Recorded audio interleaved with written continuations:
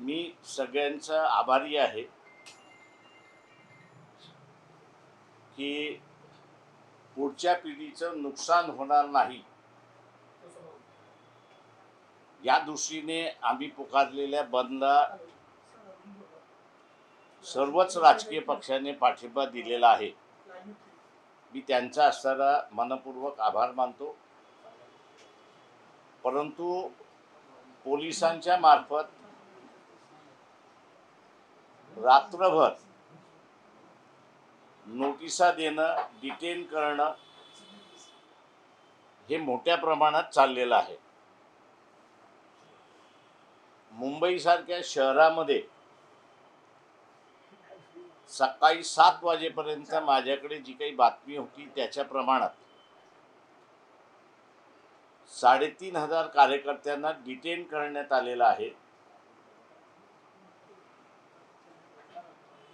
चौक्यांवरती किंवा नाक्यांवरती बंदोबस्त असा ठेवण्यात आलेला आहे की ज्याच्यातून एक भीतीचं वातावरण निर्माण होतंय।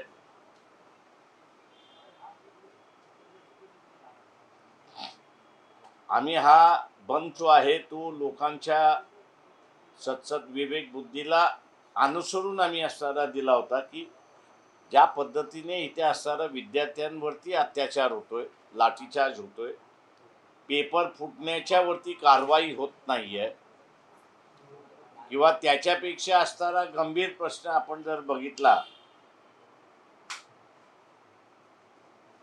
तर अरुणाचल प्रदेशमध्ये 50 किलोमीटर आतमध्ये आर्मी आली। आर्मीने विचारलं काय करायचं तर आर्मीने सुद्धा काही आदेश देण्यात आले नाही। अरुणाचल प्रदेश मधल्या त्याच गावकऱ्याने चायनीज सोल्जर बरोबर 2 हात करत त्यांना तिथून पिटाळून लावलं अशी परिस्थिती आहे। हा जो नाकारतेपणा जो आहे त्या नाकारतेपणा पुन्हा लोकांसमोर आला पाहिजे आणि शासनाने ॲक्शन घेतली पाहिजे। त्यासाठी हा महाराष्ट्राचा बंद आम्ही कॉल दिलेला आहे। प्रतिसाद सामान्य जनता ही त्या ठिकाणी देते। परंतु जी काही मला सकाळी 8, 8:30 वाजता 8, सव्वा 8 वाजता जी काही बातमी आली त्या बातमीच्या याच्यावरनं RSSचा एक ग्रुप, आता वर्ण आदेश आहेत की काय आहेत माहीत नाही आहे, पण तो संघर्ष झाला पाहिजे या दृष्टीने प्रयत्न करतोय। आम्ही कार्यकर्त्यांना असं आवाहन केलेलं आहे की आपण असं शांततेमध्ये बंद हा पाळला पाहिजे। लोकांना त्या ठिकाणी विनंत्या केल्या पाहिजे। संध्याकाळपर्यंत अधिक माहिती येईल ती आपल्याला मी देत राहील। मी खूप महत्त्वाचं स्टेटमेंट केलं की RSSचा एक ग्रुप संघर्ष व्हावा म्हणून प्रयत्न करतो, याचा अर्थ तो भाजपच्या विरोधात आहे असं म्हणायचं? नाही, तो प्रो BJP आहे म्हणूनच संघर्ष मागतोय। का जसा हा संघर्ष वाढेल अडचण ही असणारी सरकारला आहे। पण आपण सर बघतोय की बऱ्याच मोठ्या प्रमाणामध्ये ज्या पद्धतीने विद्यार्थ्यांवर प्रामुख्याने हल्ले होत आहेत, कुठे त्यांचे कपडे फाडले जातात, पोलिसांचे जे दांडे आहेत ते लिटरली स्किल आहे आणि अशा पद्धतीने म्हणून मी म्हणालो ना की गलवानच्या खाडीमध्ये काल जे म्हणालो की गलवानच्या खाडीमध्ये जे भारतीय सैन्य आणि चायनीज आर्मी याच्यामध्ये फिजिकली जे झालं त्या फिजिकली याच्यामध्ये चायनीजनी बँटम आणले होते आणि त्या बँटमला त्यांनी वायर मेश ज्याला आपण म्हणतो जी टोचते त्याच्याने असणारा अटॅक केला होता। तीच सेम वायर मेश जी आहे ते विद्यार्थ्यांवरती आता वापरल्या जाते अशी परिस्थिती आहे। किंवा मी फोटोही दाखवला होता की छर्यांचा असणारा फोटो जो आहे की जो युनायटेड नेशननी बॅन केलेला आहे की हे कुठला, आणि भारत सुद्धा त्याला सिग्नेटरी आहे। तरीही असताना त्या ठिकाणी उल्लंघन केल्या जाते अशी परिस्थिती आहे. म्हणजे इथे असताना कुठल्याही परिस्थितीमध्ये आम्ही काही केलं तर ते मुकाट्याने तुम्ही सहन केलं पाहिजे. ही जी एक वृत्ती ह्या सरकारची दिसते, तिथे कुठेतरी पुन्हा असताना रुजवण्याचा भाग आहे. तो म्हणजे की आम्ही तुम्हाला राज्य करायला दिलेलं आहे, तेव्हा तुम्ही राज्य करा. तुम्हाला आम्ही असणारा लोकांना असणारा लुटण्याचा अधिकार दिलेला नाही.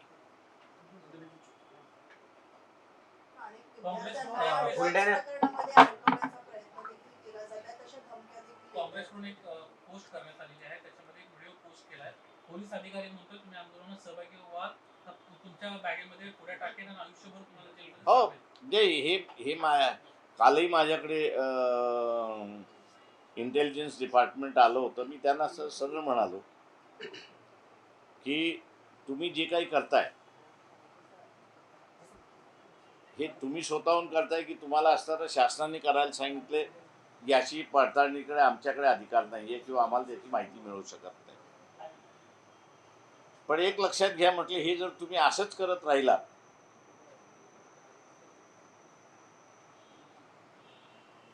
तर आज सरकारच्या विरोधातला रोष आहे, तो उद्या पोलिसांच्या विरोधातला रोष होऊ दे. का तुम्ही समोर आहात, तुमची ड्युटी आहे लॉ अँड ऑर्डर सांभाळण्याची. आम्ही असताना तिथे शांततेने आंदोलन करू. तुमच्याकडून कुठल्याही पद्धतीने दिल्लीमध्ये जे उचकवण्याचा भाग झाला तो इथे होणार नाही, याची दक्षता तुम्ही स्वतःहून घेतली पाहिजे. बुलढाण्यात आपल्या पक्षाकडून आणि ठाकरेंच्या शिवसेनेकडून एकत्रितरित्या रास्ता रोको केला जातो. तुम्ही शांततेचा आवाहन करताय. रास्ता रोको हा शांततेचाच भाग आहे, आंदोलनाचा भाग आहे. मुख्यमंत्र्यांशी काय तुमचं बोलणं झालं का?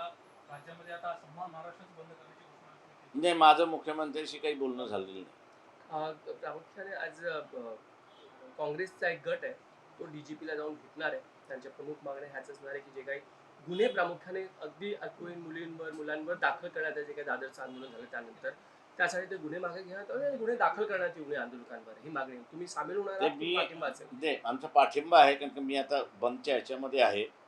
परंतु मी या सगळ्या राजकीय पक्षांना असणारी विनंती करतोय की नोकरीला लागताना जे कॅरेक्टर सर्टिफिकेट पोलीस स्टेशनचं मागितलं जातं,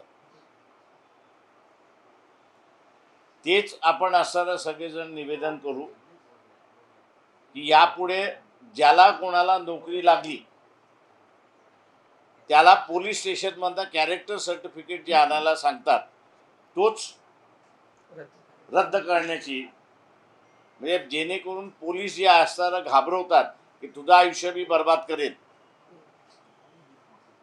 हे हत्यारच त्या पोलिसाकडून काढून घ्यायचं. मोदीजींचं ट्विट आलंय, ते म्हणतायत की युवाओं के हितों की भविष्य हमारी सर्वोच्च प्राथमिकता आहे. हे सगळं जे प्रकरण आहे फास्ट ट्रॅक कोर्टामध्ये आम्ही चालवणार आहोत आणि कडक शिक्षा जे आहे ते गुन्हेगारांना करणार आहोत. प्रश्न असा आहे त्याच्यामध्ये की पेपर हा तुम्ही सेट करताय, पेपर सेटर हा असताना सेट करतोय. त्या इन्स्टिट्यूशनमध्ये पेपर जातात आणि तुम्ही पकडले कोणाला तर चपराशाला पकडलेलं आहे. लोक आता मूर्ख राहिलेली नाहीत.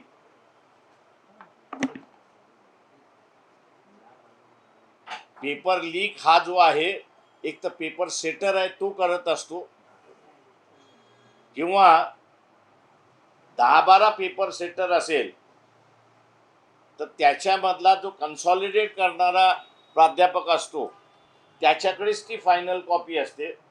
ती फायनल कॉपी प्रिंटला जाते, ती सिक्युरिटीच्या प्रेसमध्ये जाते आणि ती गेल्यानंतर सील पॅक्ट हा असणारा संस्थेच्या ठिकाणी जातो. त्याच्यामुळे असणारा पेपर फुटीचा जो भाग आहे तो जिथं सेट केला जातो आणि जिथलं जे ऑफिस आहे त्याला रिस्पॉन्सिबल जोपर्यंत धरत नाही तोपर्यंत खऱ्या गुन्हेगाराला तुम्ही धरले असं मी त्या ठिकाणी मानत नाही. असं तुमची पुढची मागणी काय आहे? जे काँग्रेसने मागणी केली ती तुमची मागणी आहे का? जे आज आम्ही असणारा बंद केलेला आहे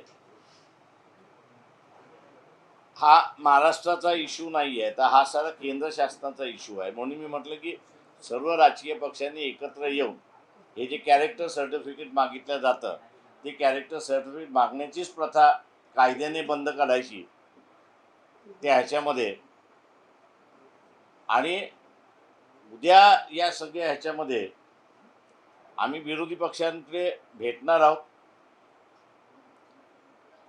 आणि कुठलीही कारवाई न करता आम्ही असताना फास्ट ट्रॅकवरती घेऊन जाऊ असं जे खोटं भासवलं जाते त्याच्या विरोधात दिल्लीमधूनच काही ॲक्शन झाल्या पाहिजेत हे आम्ही त्या ठिकाणी बघू. हिंदी करूँ सर आज ये बताइए कि आज आपने जो महाराष्ट्र वो क्या शुरू हो चुका है, क्योंकि हम दुकानें देखने खुले हैं, क्या कार्रवाई आपके नहीं, एक कार्यकर्ताओं ऐसा है कि हम लोग के हिसाब से जो है वो दुकानें तो अभी बंद है, गाड़ियाँ जो है वो चली है, कुछ स्कूलें जो आरएसएस के माध्यम से जो है मैंने जैसे कहा कि उन्होंने शुरुआत किया है. आरएसएस का एक धड़ा जो है वो ये देख रहा है कि यहाँ पर कहीं ना कहीं तो भी दंगा फसाद हो, ताकि जिस तरह दिल्ली में उन्होंने लाठीचार्ज करके एक दहशत बनाने की कोशिश की वो बम्बई में भी और बाकी जगहों में करने की कोशिश उनकी चल रही है. लेकिन हमने कार्यकर्ताओं से कहा है कि आप शांति से रहिए. बम्बई शहर के अंदर करीब करीब 3000 कार्यकर्ताओं से लगभग पुलिस ने उनको हिरासत में लिया है, उनको नोटिस दी है, उनको घर वालों को धमकाया जा रहा है कि अगर ये बाहर आया तो इसके हम अटक करेंगे, कार्रवाई करेंगे. तो एक दमन का माहौल जो है वो दमन का माहौल पूरी तरह से पुलिस के माध्यम से सरकार ने बनाया है. मांग यही है कि भैया ये जो पेपर लीक हर बार हो रहा है इस पर कार्रवाई होनी चाहिए और जिन्होंने किया है उन पर कार्रवाई होनी चाहिए. छोटे मोटे जिन पेपर सेटर नहीं है या जो 10-12 पेपर सेटर होते हैं उसमें से एक पेपर सेट करना जो होता है उस ऑफिस में जो है उनके किसी के ऊपर भी कार्रवाई कीजिए. ये कहा जा रहा है कि लातूर में पेपर ब्रेक हो गया, ये कहा जा रहा है कि राजस्थान में हो रहा है,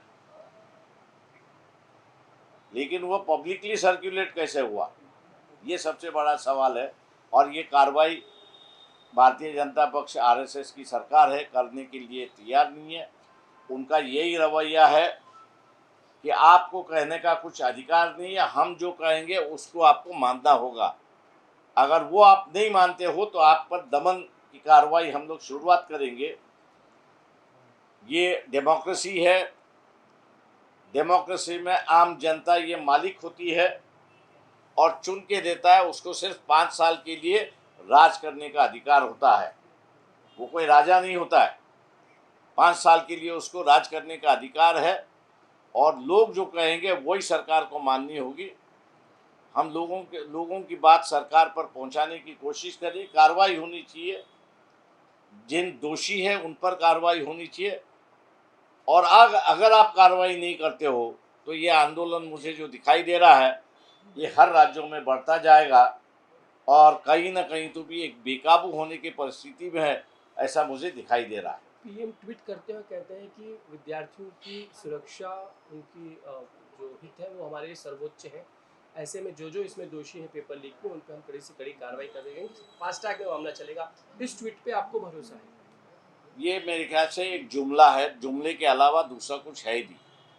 मैंने जैसे कहा कि भैया आपने किसको, मेन आदमी को तो आपने अरेस्ट नहीं किया है.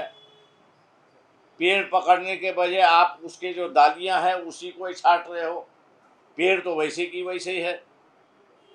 मोदी जी से इतना ही कहेंगे कि लोग बेवकूफ़ नहीं है, समझदार है.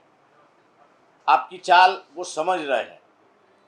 जिस तरह से गलवान के खाड़ी का युद्ध हो या पिछले कुछ दिनों में चाइना 50 किलोमीटर अरुणाचल प्रदेश में आने के बाद आपने आर्मी से कहा कि चुप रहिए, ये अब लोग अपने आंखों से देख रहे हैं और सुन भी रहे हैं.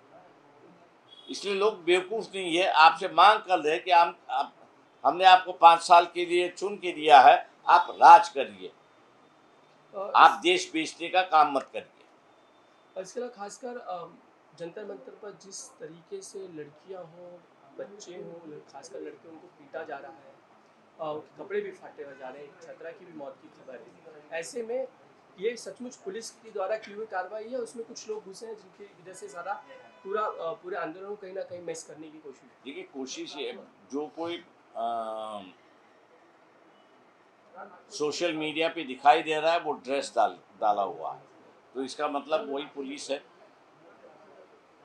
और जहाँ तक हमारी जानकारी है, बोथ होम मिनिस्टर और प्राइम मिनिस्टर ने पुलिस डिपार्टमेंट से ये कहा था कि शाम को 5 बजे के बाद वहाँ पर एक भी विद्यार्थी हमको देखना नहीं चाहिए, जो आपको कार्रवाई करनी है वो कार्रवाई कर लीजिए। अब ये आदेश देने के बाद आपने तो बेरर चेक पुलिस के हाथ में दे दिया, और पुलिस ने जो है फिर विद्यार्थी जो है, फिर महिला विद्यार्थी है या पुरुष विद्यार्थी है ये देखा है नहीं, और उन्होंने पूरी तरह से लाठीचार्ज किया है। मैं आम जनता से पूछता हूँ कि भैया ये लाठीचार्ज आपको मंजूर है क्या? अगर नहीं है तो बंद में जो है वो शामिल हो जाए। बंद आपका किस तरह से आप यशस्वी करेंगे, सफल करेंगे? क्योंकि अभी तो हम देख रहे हैं दुकानें चल रही हैं, सब कुछ चल रहा है। नहीं, जहाँ तक आप मेरी शांतिपूर्ण तरीके से लोगों से चाहते हैं कि बंद कर दें या फोर्सफुली बंद करवाएंगे? नहीं, हम फोर्सफुली तो बंद नहीं कराएंगे, हम तो विनती करेंगे, क्योंकि मैंने जैसे कहा कि एक धरा जो है वो दंगा हो इस फिक्रत में है।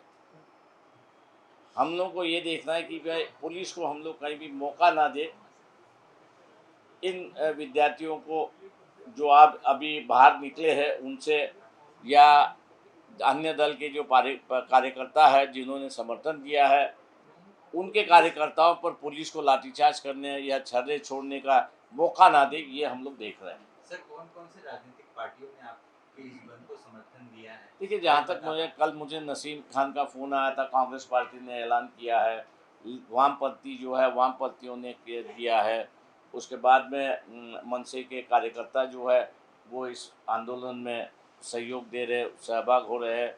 कई संगठन है कि जो इसको मिलके बंद कर रहे हैं। एक जो है, मैं ये कहूँगा कि जो आरएसएस को मानने वाला मैनेजमेंट जो है स्कूल का, वो ज़बरदस्ती जो है वो स्कूल खोलने और चलाने की कोशिश यहाँ पर कर रही है। मैंने जैसे कहा कि उनका एक मंशा है कि कहीं ना कहीं तो भी फतरा हो, कहीं ना कहीं तो भी दंगा हो, ताकि पुलिस का इस्तेमाल करके कार्यकर्ताओं को दबाया जाए। मुंबई में भी कई जगहों पे स्कूल कॉलेज आज चल रहे हैं, बच्चे स्कूल कॉलेज गए हैं। पालघर में बंद है, उसकी वजह है बारिश, जिसके लिए एक आदेश जारी किया है कि बारिश की वजह से खतरा हो सकता है। जहाँ तक मेरी जानकारी है 50% से ऊपर से स्कूल और कॉलेजेस जो है वो अभी बंद है। तो क्या लगता है सरकार इन सारी चीज़ों को जो मांगे हैं, खासकर प्रमुख रूप से धर्मेंद्र प्रधान के इस्तीफे की, क्या वो वजह प्रमुख रूप से लगती है कि इस्तीफा अभी तक हो नहीं रहा, न कोई नेगोशिएशन हो पा रहा है जंतर मंतर पे? सिर्फ निवेदन इन्होंने जाके दे दिया है सबने, लेकिन नेगोशिएशन के स्तर तक तो कुछ बातें आती हुई दिखाई नहीं दी। देखिए, मैंने जैसे कहा कि ये जो सरकार की विचारधारा है, बेसिकली आरएसएस बीजेपी की विचारधारा है, उनकी विचारधारा के मुताबिक वो किसी से बात करना नहीं चाहते, वो किसी से सुनना ही नहीं चाहते, वो किसी से सलाह नहीं करना चाहते। वो ये कहते कि हम ब्रह्मा है, हम जो कहेंगे वही आपको सुनना होगा, अगर नहीं सुनेंगे तो हम आपका दमन करेंगे। ये उनकी विचारधारा होने की वजह से विद्यार्थियों ने खुद जाके, बुलाया नहीं गया, खुद जाके वहाँ पर उनसे बातचीत करने की कोशिश की, लेकिन बातचीत हुई नहीं और ना उनको दोबारा बातचीत के लिए बुलाया गया। अभी जो उनका स्टैंड है अभिजीत दीप के उनके साथियों का, कि जंतर मंतर पर आकर ही अब बातचीत करेगी सरकार, हम मान ही जाएंगे, स्टैंड सही लगता है आपको? देखिए, विद्यार्थी जो है इस देश के मालिक है, प्राइम मिनिस्टर इस देश का मालिक नहीं है। मेरे हिसाब से प्राइम मिनिस्टर जो है जनता का नौकर है। तो ये जो स्टैंड विद्यार्थियों ने लिया है ये सही स्टैंड है, मैं मानता हूँ और मैं उसका समर्थन करता हूँ।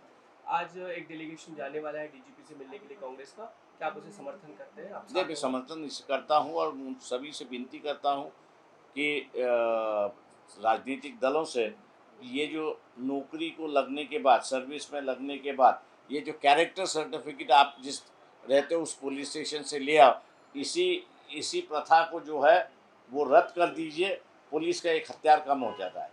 शरद पवार कल मिलने जाते हैं प्रधानमंत्री से, साथ में सुप्रिया सुले होती है, एक निवेदन देते हैं, आंदोलन को लेकर ही दिया है, ऐसी खबरें हैं। उसका मालूम डिटेल नहीं नहीं है, मुझे, तो क्या मैं लगता है उस उनका पर कि मैं मिलना उस पर सही? कोई टिप्पणी नहीं कर सकता क्योंकि मुझे जानकारी नहीं।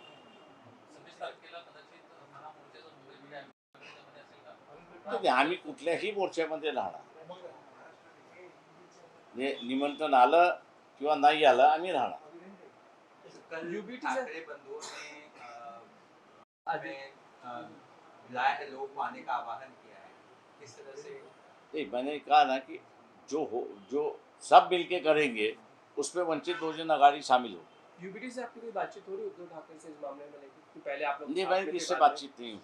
मैंने हम लोग ने खाली जो लोग अपॉइंट किए थे उन्होंने जाके बातचीत करके आए।